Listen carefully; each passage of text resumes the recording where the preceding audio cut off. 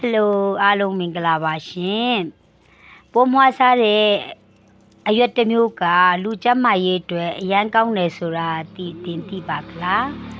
ဒီရွက်ဟာသွေးချိုကိုတောင်ထိမ့်ပေးနိုင်ပါတယ်အဲ့ဒါကတော့ပိုးစာရွက်ပါရှင်မိတ်ဆွေတို့ရေဒီနေ့ကတော့ကျန်းမာရေးအတွက်အကျိုးကျေးဇူးများတဲ့ပိုးစာရွက်တီအကြောင်းမျှဝေပေးချင်ပါတယ်ရှင်ပိုးစာရွက်ဆိုတာကMulberry tree ရဲ့အရွက်ဖြစ်ပြီးရှေးခေတ်ကလေးကစိဖက်ဝယ်အပင်ဖြစ်အသုံးပြုလာကြပါတယ်ပိုးစာရွက်ကဗိုက်တာမင် A ဗိုက်တာမင် C သံဓာတ်ကယ်လ်ဆီယမ်အန်တီအောက်ဆီဒန့်ဓာတ်များစတဲ့အာဟာရဓာတ်များပါဝင်ပါတယ်ရှင်ပိုးစာရွက်ရဲ့အကောင်းကျိုးတွေကိုလည်းဆက်လက်ဖွေးမျှပါမယ်ရှင်နံပါတ်1သွေးချိုကိုထိန်းညှိပေးနိုင်ခြင်းပိုးစာရွက်မှာသွေးချိုတက်ပြီးသွေးချိုတက်မှုကိုလျှော့ချနိုင်တဲ့ဓာတ်တွေပါဝင်တာကြောင့်ဆီးချိုယောဂရှိသူတွေအတွက်အထောက်အကူပြုပါတယ်နံပါတ်2နှလုံးကျန်းမာရေးအတွက်ကောင်းခြင်းကိုလက်ထရော့ကိုလျှော့ချပေးနိုင်တာကြောင့်နှလုံးနဲ့သွေးကြောကျန်းမာရေးကိုလည်းကာကွယ်ပေးနိုင်ပါတယ်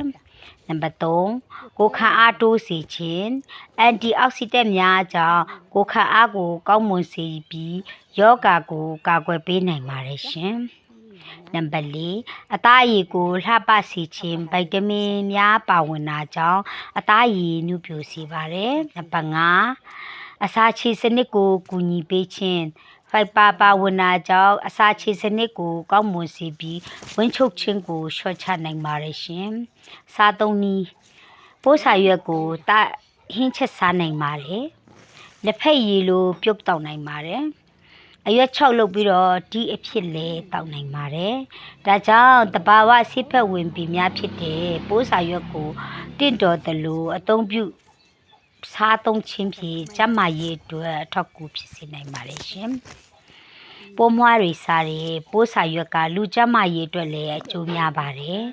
သွေးချိုထိန်းခြင်းနှလုံးကျန်းမာရေးကောင်းစေခြင်းကိုယ်ခံအားတိုးစေခြင်းစတဲ့ကောင်းကျိုးတွေရှိပါတယ်တဘာဝ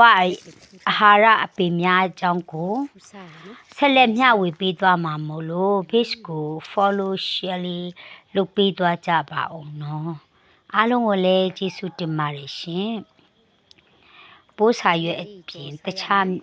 ဟာလေးတွေကိုလည်းကျွန်မစူးစမ်းပြီးမျှဝေပေးသွားမှာပါရှင်ကျေးဇူးတင်ပါတယ်ရှင်ခူးလက်စားတယ်အကုန်လုံးမခူးနိုင်စိတ်ရှည်လက်ရှည်ခူးမှလည်းရမယ်အတင်းနဲ့ခူးမစဲအားလုံးကောင်းတယ်